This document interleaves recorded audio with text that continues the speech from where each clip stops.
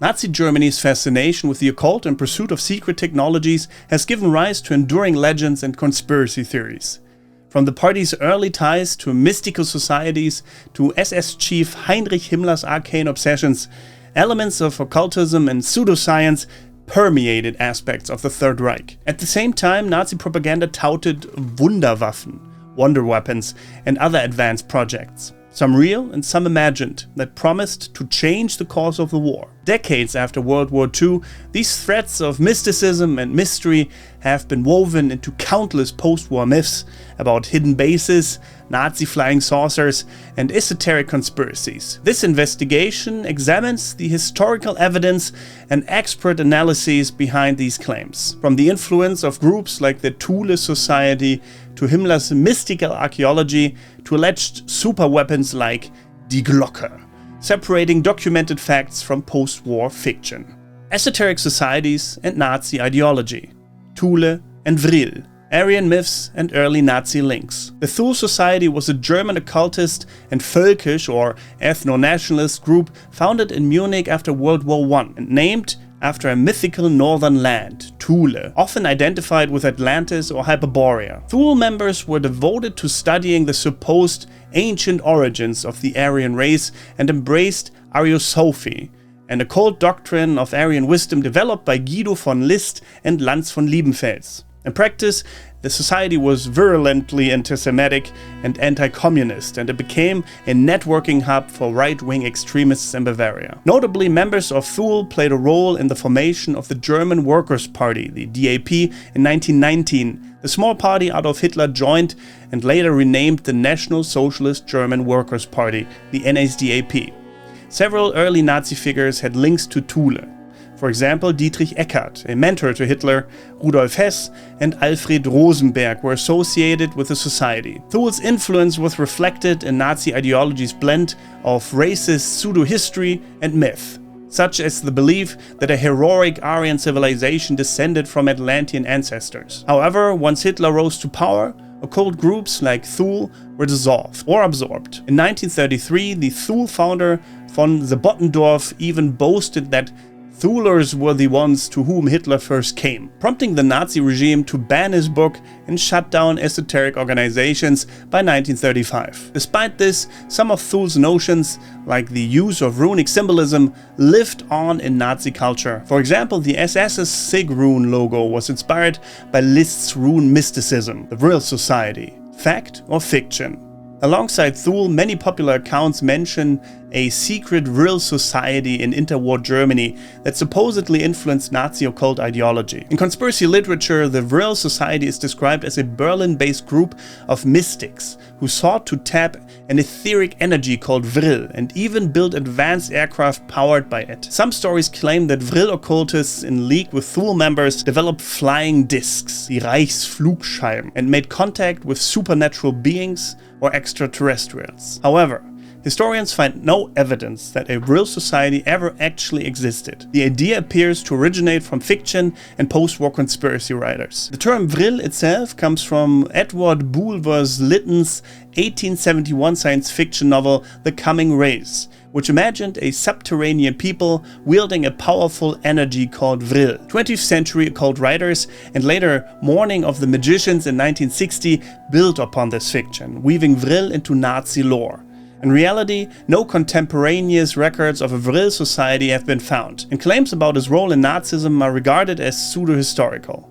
Nevertheless, the legend of Vril entered post-war mythology, often linked to fantastical accounts of Nazi UFOs and Antarctic bases. In summary, the Thule Society did play a documented role in shaping early Nazi ideology by injecting Ariosophist and occult racial ideas, whereas the Vril Society is a post-war myth with no verified influence on the Third Reich. Occult beliefs among the Nazi leadership: mysticism, astrology, and Himmler. Hitler's public rejection was his private fascination. Adolf Hitler's personal relationship with the occult was ambivalent. Publicly, the Führer presented himself as guided by scientific racism and pragmatic realpolitik, and his regime outlawed Freemasonic and occult groups soon after coming to power. Hitler even derided Himmler's more arcane pursuits as nonsense. Yet Hitler was not immune to mystical thinking. He held a quasi-messianic belief in his own destiny and the power of fate, and he was influenced in his youth by occult-tinged nationalist writers. For instance, Hitler read Lanz von Liebenfeld's Ostara pamphlets, which blended racist theories with occult lore about lost Aryan powers. Early in his career, Hitler also had the patronage of Dietrich Eckart, a Thule Society member who steeped him in folkloric Germanic mystique. There are anecdotes of Hitler consulting or at least tolerating astrologers and clairvoyants, especially when they delivered optimistic predictions. One famous occult confidant was Erik Jan Hanussen, a self-proclaimed clairvoyant who coached Hitler in public speaking and allegedly predicted the Reichstag fire, though Hanussen, who was of Jewish origin, was murdered by the Nazis in 1933, likely to bury inconvenient secrets. In general, Hitler allowed occult and border science ideas to circulate in Nazi circles when they were useful, but he remained skeptical of anything that might challenge his own ideological control. Heinrich Himmler, architect of Nazi occultism. No figure in the Nazi high command was more enthralled by mysticism and the occult than SS Reichsführer Heinrich Himmler. Described as Hitler's mystic or even a neo-pagan high priest, Himmler saw the SS as an order of Aryan warrior priests and himself as the curator of their arcane heritage. He established the Ahnenerbe, the ancestral heritage, in 1935 as an SS unit to research Germanic prehistory, folklore and occult lore. Himmler was deeply influenced by esoteric thinkers like Guido von List, Liebenfels, and especially Karl Maria Willigut, an Austrian occultist whom Himmler employed as his personal advisor on runes and lore. Willigut, sometimes dubbed Himmler's Rasputin, claimed to possess ancestral clairvoyant knowledge. He concocted a private religion worshipping a Germanic god called Irmin, and boasted that German civilization dated back to 228,000 BC, when giants, dwarfs, and other mythic beings roamed a world lit by three suns. Unbeknownst to Himmler initially, Willigut had been institutionalized for schizophrenia, a fact which perhaps explains his elaborate fantasies. Under Willigut's guidance, Himmler introduced mystical rituals and symbols into the SS. He adopted a modified rune alphabet appropriated from Liszt's Armanen runes for SS insignia and communications. The infamous SS Totenkopf, the Death Hat's rings, bore magic sig runes and were awarded as talismans to senior officers. Himmler also acquired Wewelsburg Castle in Westphalia, which he intended as a spiritual center for the SS order. The castle's north tower was redesigned as a ritual chamber, complete with a dark sun emblem on the floor, often called the Black Sun symbol, and a circular crypt for SS ceremonies, a modern Camelot for his knightly order of SS Templars. It's said that Himmler even envisioned Wewelsburg as the center of a new religion after the war. Himmler's occult interests extended to a fixation on medieval lore and holy relics. He was fascinated by legends of the Holy Grail and King Arthur, seeing them as part of an Aryan cultural lineage. Indeed, Himmler reportedly had a grail-like object, a large crystal, installed at Wewelsburg, and fancied the castle's dining hall as a round table for his 12 highest SS generals. He made annual pilgrimages to the tomb of Heinrich I, Henry the Fowler, in Quedlinburg, believing he might be the reincarnation of the 10th century king. In private, Himmler was an avid believer in astrology and divination. He kept an astrologer on staff and cast horoscopes for strategic guidance, until Hitler later forbade astrologers after Deputy Führer Rudolf Hesse's ill-fated solo flight to Britain in 1941, an episode itself influenced by astrological timing. Along with astrology, Himmler showed interest in practices like dowsing, herbalism, and homeopathy as part of an SS-sponsored return to a mythical Germanic folk wisdom. His Ahnenerbe researchers dabbled in searches for everything from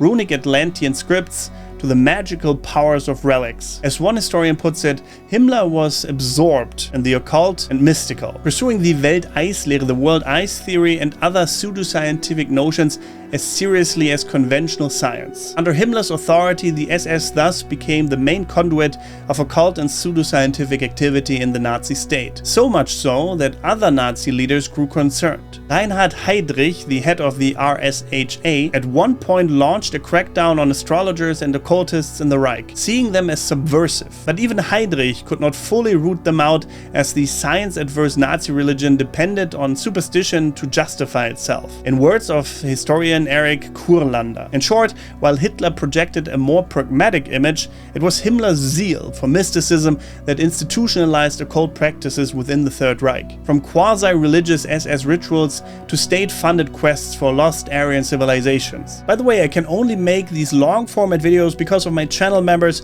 and patrons on patreon.com/getgermanized, so I would highly appreciate it if you considered becoming a supporter of this channel. Thank you very much. You can find the links to my support options in the video description. Other Nazi leaders and occult interests. Beyond Himmler, several high-ranking Nazis indulged in mystical or astrological beliefs of varying degrees. Deputy Führer Rudolf Hess had a very well-known fascination with astrology, clairvoyance, and herbal remedies. Hess's friend and mentor Karl Haushofer, a geopolitician, introduced him to astrology and Eastern mystical philosophies, feeding Hess's dream of forging an unlikely peace with Britain. In May 1941, Hess undertook a dramatic solo flight to Scotland, an adventure reportedly timed based on astrological calculations, in hopes of negotiating peace. Instead, he was captured and spent the rest of his life imprisoned. Propaganda Minister Joseph Goebbels, while not an occult devotee, was shrewd in exploiting popular superstitions. Goebbels convened a team of astrologers based on Nostradamus quatrains, twisting the 16th century seer's vague prophecies to predict doom for Germany's enemies. This Nostradamus propaganda was dropped in leaflet form over Allied countries to sow fear and confusion. Even Heinrich Himmler's deputy in the SS, Reinhard Heydrich, despite detesting occultists, allegedly consulted a pendulum dowser to locate the enemy's convoys during the war, illustrating the occasional inconsistency between Nazi rationalist pose and occult experimentation. Overall, interest in the supernatural was pervasive enough that in 1941 the Nazi leadership felt compelled to ban fortune-telling, astrology, and occult groups, a ban hypocritically ignored by many top Nazis themselves. The paradox of Nazi occultism was that a regime claiming scientific modernity simultaneously embraced arcane beliefs when they appeared to reinforce, well, Nazi ideology or boost the morale. As we will explore next, the blend of mysticism and pseudoscience would manifest in grandiose technological projects and far-flung expeditions under Nazi auspices, secret projects and Wunderwaffe, high technology and mythical weapons. By the latter years of World War II, Nazi propaganda was increasingly fixated on Wunderwaffen, it's German for wonder weapons or miracle weapons. This term, popularized by Joseph Goebbels' propaganda ministry, referred to a series of advanced or at least experimental weapons that were touted as war-winning breakthroughs. Historically, several genuine cutting-edge technologies were developed or at least prototyped in Nazi Germany. The most famous were the V weapons, the V1 flying bomb and the V2 rocket, early cruise and ballistic missiles unleashed against Allied cities in 1944 to 1945. The V2 in particular was revolutionary as the world's first long-range guided ballistic missile, a product of Werner von Braun's team at Peenemünde. Other wonder weapons included the Me-262, the first operational jet fighter, which outpaced Allied aircraft. New U-boat types like the Type 11, electro-submarine and super heavy tanks and guns, for example the Maus tank and the V3 supergun. However, while these innovations were real, Nazi propaganda wildly exaggerated their impact. As historian Michael Neufeld notes, most Wunderwaffen came too late or in too small numbers to alter the war's outcome. For example, the V2 terrorized civilians but was plagued by inaccuracy and consumed vast resources, yielding no strategic victory. The Wunderwaffe myth nonetheless served an important propaganda purpose. It offered the German public a promise of salvation through technology at times when conventional military hopes were fading. Hitler himself clung to optimistic reports of forthcoming superweapons. In reality, many projects faced engineering setbacks or were still at prototype stage when the war ended. Thus, the wartime Wunderwaffen occupy a gray area between fact and propaganda-fueled myth. They existed and some were used, but their legendary status was far inflated beyond their actual effectiveness. Legendary secret weapons, Die Glocke, the bell. Beyond the known Wunderwaffen, an array of alleged secret Nazi technologies has captured the imagination of authors and conspiracy theorists. Foremost among these is the fabled Die Glocke, or Nazi bell. According to post-war lore, Die Glocke was a top-secret device developed under SS supervision in the waning days of the Third Reich, often described as a bell-shaped machine that emitted strong radiation, with a supposed ability to defy gravity or even distort time and space. The story originates from Polish journalist Igor Witkowski, who in 2000 claimed to have uncovered evidence of such a device in formerly classified Polish war records. Witkowski's sensational claims were later picked up by British author Nick Cook in The Hunt for Zero Point, which introduced Die Glocke to English-speaking audiences and linked it to Nazi occult research and anti-gravity experiments. The legend states that Die Glocke was tested at a secret facility in Lower Silesia, and that it mysteriously vanished at war's end, sparking theories that it was hidden by the Nazis or taken by the US in Operation Paperclip. However, no physical evidence or wartime documentation of the bell has ever been produced. Mainstream historians and researchers generally consider Die Glocke to be a myth or even a hoax. Reviews of Cook's and Witkowski's work note that their claims rely on anonymous second-hand testimony and fictitious accounts rather than verifiable facts. As one reviewer puts it, Die Glocke appears to be a recycled reflection of earlier rumors of Nazi occult science, built on untangling science from pseudoscience, in a way that seduces readers but ultimately provides no proof. Indeed, Die Glocke has been heavily criticized as pseudo-history, as a classic example of how to spin an exciting yarn based on almost nothing. In the words of skeptic Robert Schiefer, the consensus is that if any Bell project was underway, it left no trace in the historical record. And the extravagant powers attributed to it, like anti-gravity propulsion, time travel, etc., belong to science fiction rather than science. At least that's what some think. Despite this, Die Glocke has cemented itself in the lore of Nazi super technology and often features in novels, TV shows and video games that explore occult Nazi science. Nazi flying discs and UFOs. Hand in hand with tales of the bell are the numerous accounts that Nazi Germany developed flying saucers or other aircraft far beyond conventional Allied understanding. During the war, Allied pilots reported mysterious Foo Fighters, odd lights or objects in the sky, which some speculated could be enemy secret weapons. After 1945, as the UFO phenomenon took off, one theory posited that some UFOs were actually German flying machines that had survived or been further developed in hiding. Several German engineers had indeed experimented with disc-shaped aircraft concepts. One example with Arthur Sack's AS-6, circular wing plane tested in 1944, which barely flew. The Horten brothers developed a futuristic flying wing, the Horten-Ho 229 jet, that is often compared to later stealth aircraft. Victor Schauberger, an Austrian inventor, worked on unconventional implosion turbine designs that post-war writers linked to disc craft. Yet there's no evidence fully functional Nazi flying saucers ever existed. Despite that, conspiracy literature from the 1950s onwards has been rife with detailed but unsubstantiated claims of German disc prototypes named Vril and Ahnenerbe. These accounts usually allege that the SS, possibly with Thule or Vril Society input, built several types of circular craft, such as the Ahnenerbe 2 flying saucer allegedly capable of reaching 6,000 km per hour, and that plans or even working models were spirited away at the war's end. Much of this legend can be traced to the French writers Louis Pauwels and Jacques Berger, who in The Morning of the Magicians in 1960 made spectacular claims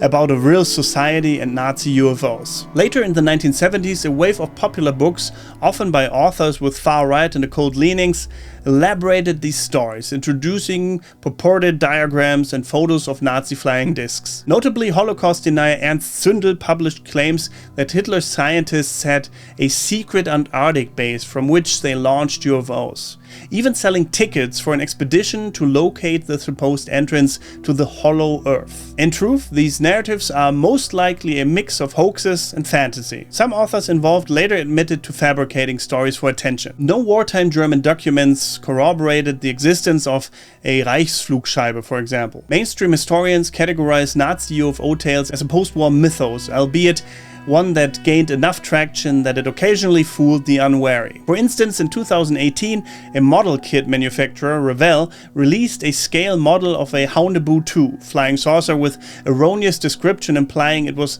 historical, and had to withdraw it after scholars protested the promotion of Nazi pseudo-history. The enduring fascination with such secret weapons likely stems from the very real technological leaps Nazi Germany did make, rockets and jets for example, which suggest to some that anything was possible, combined with the tantalizing unknown of projects never completed due to the war's end. Thus, while the Nazis certainly pursued advanced technology energetically, and sometimes monstrously, as in using concentration camp labor for the V2 program for example, the more extravagant occult superweapon legends like Die Glocke and flying saucers remain unsubstantiated. Occult expeditions and artifact quests. The Ahnenerbe search for ancestral secrets. One of the most bizarre aspects of Nazi occult involvement was the series of expeditions and research projects undertaken by the SS Ahnenerbe organization. Founded in 1935 and subsidized by Himmler,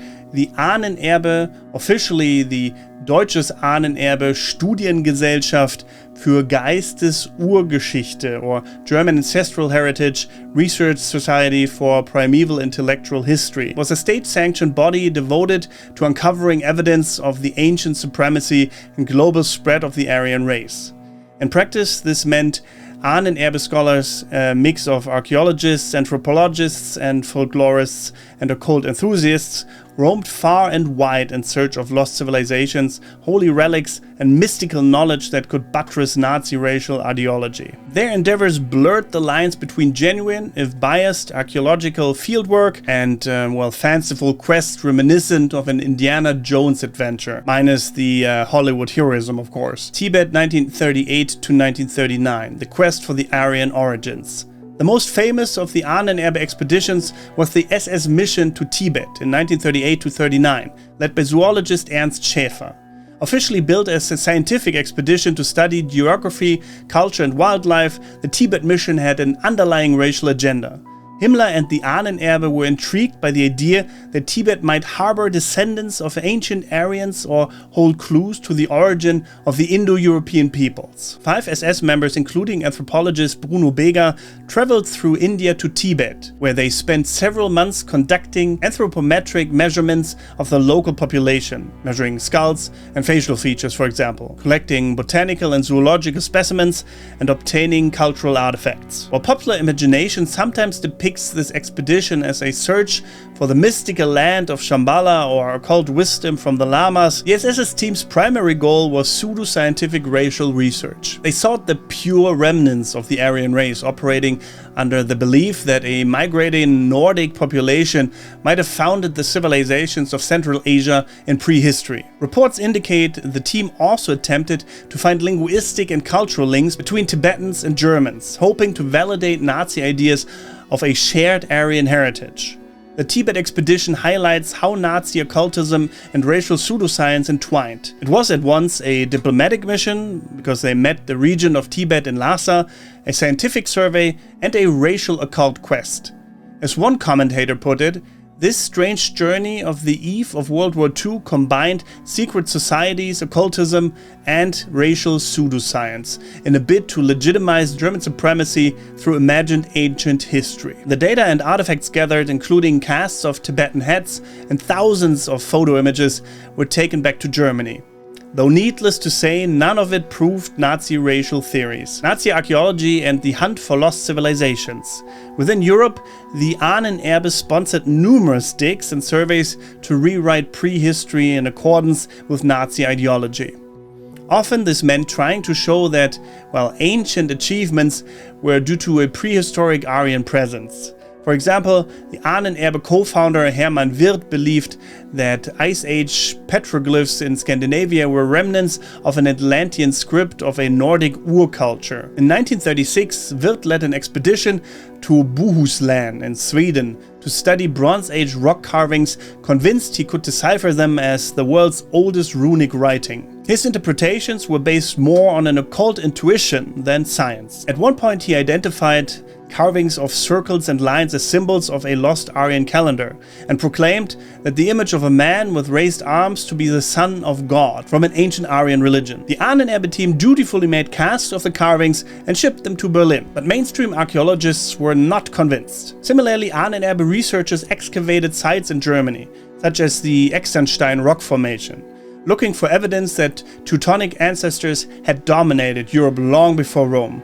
They even studied the legend of Atlantis, with some Nazi theorists suggesting Atlantis was a prehistoric Aryan homeland that sank, dispersing its people worldwide. Himmler entertained this notion as a possible explanation for finding Aryan traces in places like the Himalayas or South America. Indeed, an ambitious Ahnenerbe expedition to search for Atlantis in the Andes was planned for 1939, focusing on ancient sites in Bolivia and Peru.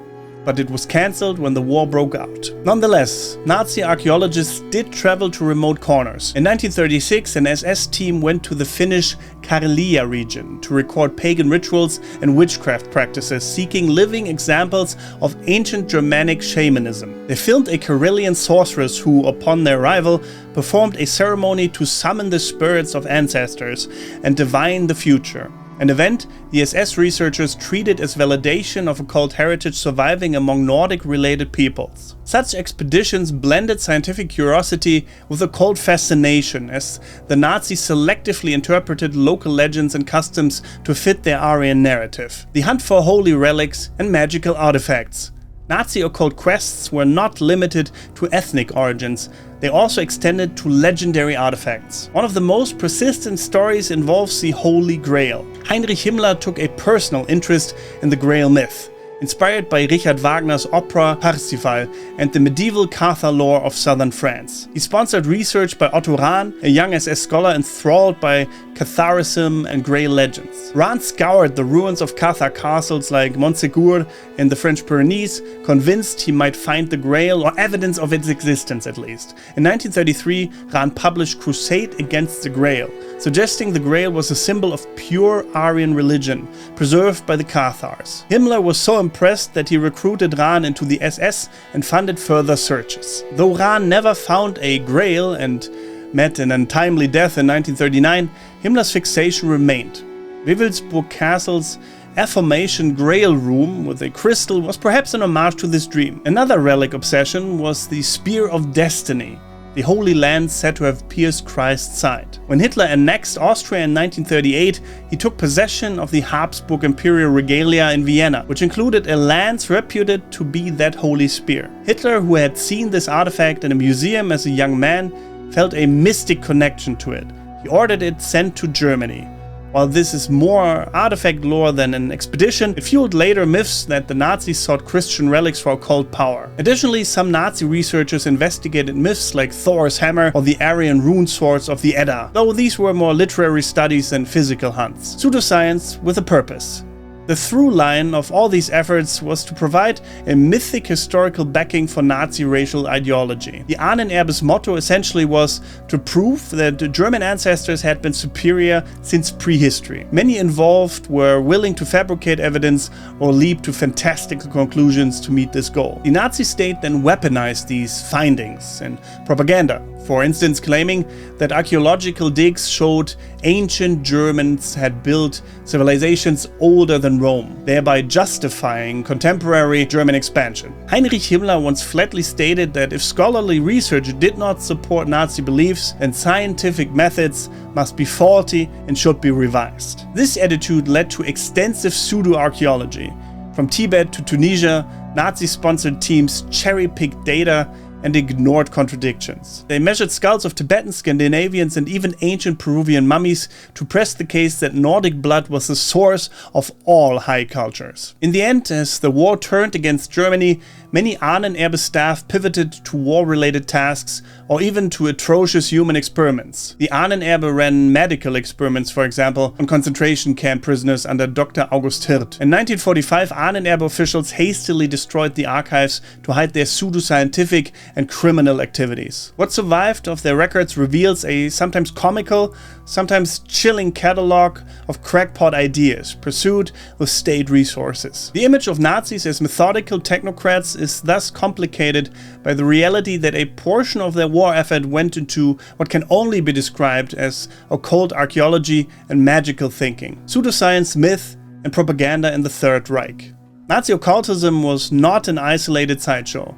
It intertwined deeply with the regime's pseudoscientific racial theories and its propaganda messaging. The Third Reich can be understood as a realm where myth openly masqueraded as science and where propaganda often took the tones of dark fantasy. As historian Eric Kurlander terms it, the Nazis cultivated a supernatural imagery, a set of myths, symbols, and pseudoscientific beliefs that helped inspire fanaticism and justify horrific policies. Here we examine how occult and pseudoscientific ideas were leveraged to serve Nazi agendas. Border science versus real science. The Nazi regime notoriously rejected many tenets of mainstream science, dismissing modern physics as Jewish, leading to the promotion of crackpot alternatives like Horbiger's cosmic eyes theory, and instead embraced what occultists of the era called Grenzwissenschaft, or border science. Border sciences included astrology, parapsychology, dowsing, herbalism, earth magnetism, and other fringe fields. In the 1930s, such topics had some popular credibility, and the Nazis gave them an official platform. Parapsychology experiments, for example testing telepathy or pendulum dowsing for military uses, received funding. Astrologers and prophets found eager audiences in the Nazi elite mid-war. This flourished to the point that in June 1941, after Hesse's flight, the regime conducted the Aktion Hess Purge, arresting hundreds of astrologers, occult practitioners, and fortune-tellers in Germany. Yet, even after these raids, occult ideas persisted under the surface, as Himmler and others quietly continued their fascination. The Nazis even had a term for pseudo-scholarship that mixed myth with racism. Wissenschaftliche Fantasterei, scientific fantasy. For example, Hans Hörbiger's world ice theory, which argued ice moons and global floods shaped human history, was eagerly adopted by Nazi ideologues as a Germanic alternative to Jewish physics. Hitler and Himmler both reportedly endorsed world ice theory.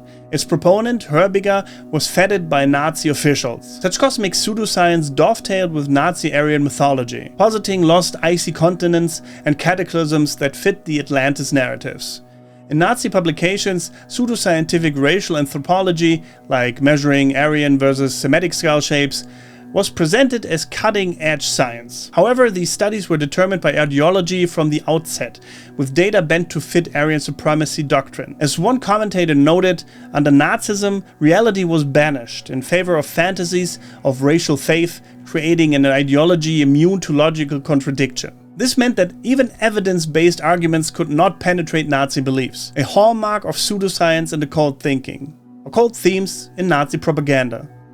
Nazi propagandists skillfully used occult and mythical motives to both rally Germans and intimidate enemies. The image of Hitler himself was often imbued with quasi-religious or supernatural aura, portrayed as a messianic figure ordained by Providence. Goebbels in his speeches alluded to Hitler as possessing a near-magical foresight and an unearthly connection to the German folk soul. Rallies at Nuremberg were staged like pagan ceremonies, replete with torchlights, banners, the swastika itself a sun-wheel occult symbol, and carefully choreographed mass rituals that induced a trance-like collective fervor. The SS adopted arcane black uniforms with silver runes and death's head symbols, consciously evoking secret society aesthetics to appear as the occult vanguard of Nazism. During the war, propaganda took an even more explicitly occult turn. The codename for the last-ditch Nazi plan for guerrilla resistance was Operation Werwolf, Operation Werewolf, deliberately invoking the German werewolf legend. Nazi radio broadcasts in 1945 featured Radio Werewolf, urging partisans to emulate the medieval werewolf figure and terrorize occupying forces. This wasn't mere code. The Nazis were tapping into a deep folkloric fear. In Nazi lore, werewolves were cast as symbolically good Aryan monsters, protectors of the blood and soil, while vampires were equated with Jews and communists, the parasitic forces draining Germany. Such imagery made it easier to dehumanize the enemy and justify extreme measures. Joseph Goebbels, ever opportunistic, also looked to the stars. He assembled astrologers in 1940 to interpret Nostradamus' prophecies. Soon after, leaflets were dropped on France and neutral countries quoting Nostradamus quatrains twisted to predict Britain's imminent defeat and France's fall. This astrological war back and forth even led the British to employ an astrologer named Louis de Vaux to counter Nazi horoscope propaganda. The fact that both sides engaged with 16th century prophecies highlights how much psychological weight occult symbolism carried at the time. On the home front, Nazi propaganda extolled a mystical connection between the German people and their ancient Germanic past, what Hitler in Mein Kampf called the eternal spirit of the Aryan. Public exhibitions by the Ahnenerbe and others displayed prehistoric artifacts, runestones, and folk mystic art to reinforce pride in a semi-mythical heritage. The regime's propaganda films and publications often blurred legends and history. In 1940, SS magazine might speak of the Irminsul, the sacred world pillar of the Saxons, in the same breath as contemporary politics, implying the Nazis were fulfilling an ancient prophecy. As Kurlander notes, unlike the Anglo-American world where occultism remained fringe entertainment, in Nazi Germany occult ideas were politicized and racialized, harnessed to serve a totalitarian state's objectives. This made Nazi propaganda uniquely potent, as it could mobilize both rational grievances and irrational fears. The result was an ideology of myth that helped otherwise educated people feel they were part of a grand cosmic struggle, beyond normal mortality or reason. In summary, Nazi occultism and pseudoscience weren't just intellectual curiosities. They were woven into the fabric of Nazi governance and propaganda. They provided a mythical framework that justified policies like Lebensraum and genocide as fulfilling some occult destiny, while also lending an air of mystery and inevitability to Nazi rhetoric. This fusion of myth and power would not only have catastrophic real-world consequences, but would also ensure that Nazi occultism continued to captivate imaginations long after the Third Reich's downfall. Post-war legends and conspiracy theories. Nazi occultism after 1945. When Nazi Germany was defeated in 1945, the regime's darkest secrets and wildest projects immediately became fodder for speculation. In the absence of transparent information, much was classified or destroyed, a plethora of post-war conspiracy theories sprang up around the idea that the Nazis' involvement with the occult and advanced technology allowed some of them to escape or continue their work in secret. These theories ranged from claims of hidden Nazi fortresses to the notion that Nazi scientists pioneered UFO technology and even established breakaway civilizations. While lacking credible evidence, such stories have proven enormously popular and have kept Nazi occult lore alive in popular culture. Here we explore a few of the prominent post-1945 conspiracy narratives related to Nazi occult and secret technology, Hitler's escape, and hidden Nazi redoubts. As Berlin fell in April 1945, Adolf Hitler's suicide was confirmed by the Reich's remnants, but almost immediately rumors of his survival emerged. In the chaotic first months after the war, Allied authorities noted a surge of speculation that Hitler or other top Nazis had fled to clandestine havens. One sensational theory placed Hitler in Antarctica. This idea was given voice by an article in an Argentinian newspaper in July 1945 headlined "Hitler's on Ice in Antarctic," which claimed a U-boat had whisked Hitler, Eva Braun, and others to a secret base in Queen Maud Land, Antarctica. The story went global, feeding on two real events. Two German submarines, the U-530 and the U-977, had shown up in Argentina weeks after the war, fueling rumors they had transported Nazi VIPs or treasures. Although the sub-crews were interrogated and no evidence of such escape was found, they insisted they had no passengers and surrendered in Argentina simply to avoid post-war chaos. The lack of public forensic confirmation of Hitler's death, the Soviets kept details of his chart remained secret for decades, left the door open for myths. Soon books like Hitler's Está Vivo, Hitler is Alive, 1947 by Ladislas Sabo elaborated the Antarctic refuge tale. These accounts often reference the real 1938 German Antarctic expedition to Neuschwabenland or New Swabia, suggesting that the Nazis had established a hidden underground base there before the war's end. In reality, that expedition was for mapping and did not build any permanent bases as far as we know. Nonetheless, the idea of Base 211 in Antarctica became a staple of fringe literature. It was further popularized by writers in the 1960s who claimed that Admiral Dönitz had hinted at a Führer's Shangri-La fortress in polar regions. Dönitz did speak in 1943 of an invulnerable fortress fortress, a paradise-like oasis in the middle of eternal ice. Like metaphorical, but conspiracy theorists took it literally. Allied military operations in polar areas after the war, such as the US Navy's Operation High Jump 1946 to 1947 in Antarctica, were recast in these stories as attempts to hunt down the secret Nazi colony, despite extensive declassified records that show no evidence of Nazi bases in Antarctica, and the implausibility of thousands of Germans hiding there undetected. The legends persists in various forms. Similar theories place Nazi enclaves in the Andes of South America, for example an SS base in the Brazilian jungle or an isolated region of Argentina. While many former Nazis did flee to South America, helped by the networks like Odessa, these were individuals living clandestinely, not whole secret societies wielding occult power. Nazi UFOs and the Antarctic Atlantis.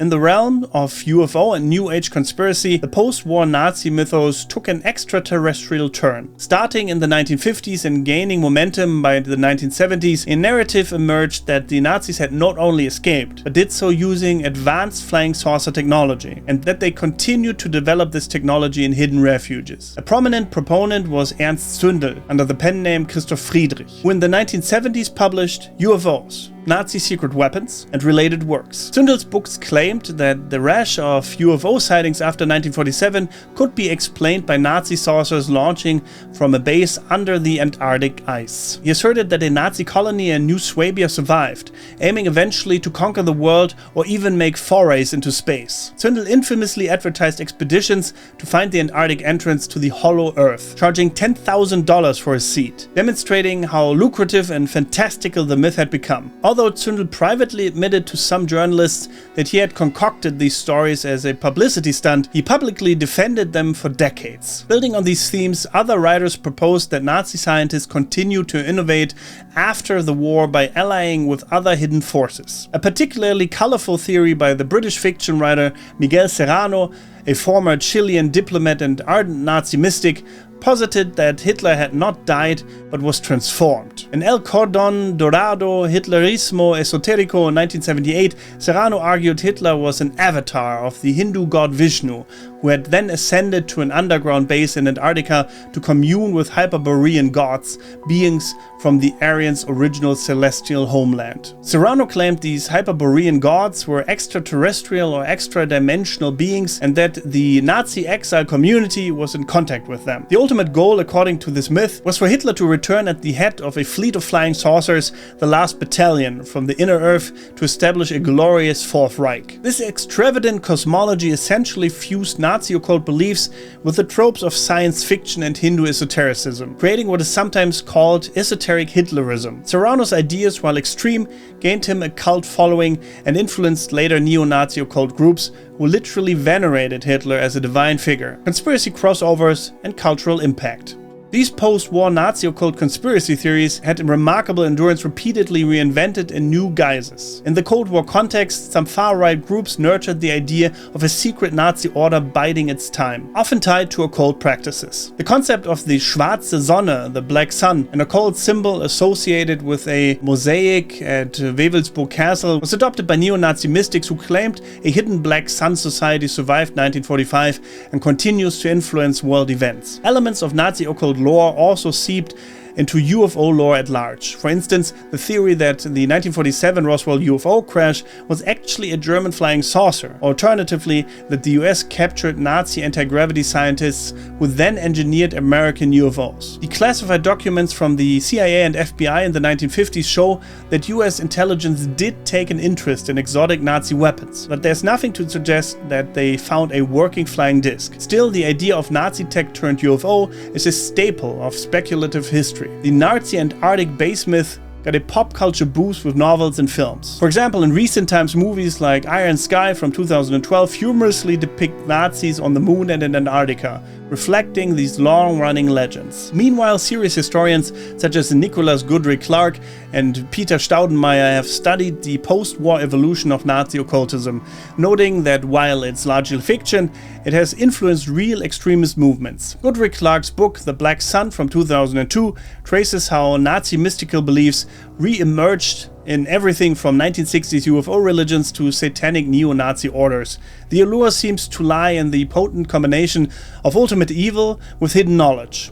a narrative that is endlessly fascinating and malleable. As one scholar observes, popular culture is still awash in the imagery of Nazi occultism, and many find it hard to resist the notion that arcane secrets underpinned the Nazi regime's crimes. In reality, the Nazi leadership most likely did not escape to secret bases or alien alliances. They were overwhelmingly either dead, captured, or in hiding by 1945. And while Nazi scientists did contribute to post-war programs via Operation Paperclip or its Soviet counterparts, the advances were in rocketry and aviation, not time machines or anti-gravity craft, as far as we know. Yet the mythos of Nazi occult technology has taken on a life of its own, unfettered by facts. It serves as a modern fable, a cautionary tale of hubris, and a dark well of storytelling tropes. Importantly, historians warn that these sensational myths can detract from historical understanding of Nazism's true horrors. The Nazis did not need actual sorcery or flying saucers to commit genocide and ignite war. Banal human prejudice and industrial organization sufficed. The persistence of Nazi occult conspiracies demonstrates the psychological need to explain such extraordinary evil with extraordinary theories. As the evidence shows, Nazi Germany's involvement with the occult did have genuine aspects. Esoteric societies, Himmler's mysticism, pseudoscientific experiments, but these have been greatly embellished in the post-war imagination. Conclusion. The Nazi regime's entanglement with occult ideas and pursuits was a complex reality that has only grown more convoluted in hindsight. Historically, there were concrete links between Nazism and occult or pseudoscientific thinking. The influence of völkisch secret societies like the Thule Society on early Nazi ideology, Heinrich Himmler's eager patronage of mystics or Aryan lore through the SS Ahnenerbe, and the regime's promotion of border sciences and mythic symbols to bolster its racist worldview. The Nazis pioneered advanced technologies, rockets and jets, and engaged in grandiose quests for ancient Aryan heritage, all of which gave their rule an unsettling otherworldly dimension. At the same time, key Nazi figures, including Hitler, remained pragmatic enough to suppress occult movements that they couldn't control, revealing an inherent tension between rational power politics and irrational belief. After the war, the vacuum of information and the sheer enormity of Nazi crimes led to an outpouring of theories that magnified these occult connections into extravagant legends. Secret Antarctic citadels, Nazi flying saucers, immortal Führers communing with hidden masters. Such stories, while fanciful, underscore a lingering truth. The Nazi regime consciously cultivated an aura of mystical destiny and technological miracle, which continues to captivate and disturb us. Separating fact from fiction, as we have done here with references to historical records and scholarly analyses, is crucial not only for accuracy, but also for understanding how the myth of Nazi occultism itself became a cultural phenomenon. In the final measure, the real occult power of the Nazis lay not in magical artifacts or alien tech, but in their chilling ability to turn myth into reality. To weaponize ancient hatred and new inventions alike toward destructive ends. That legacy, stripped of its supernatural trappings, remains one of the most cautionary chapters in human history. What do you think about all of this?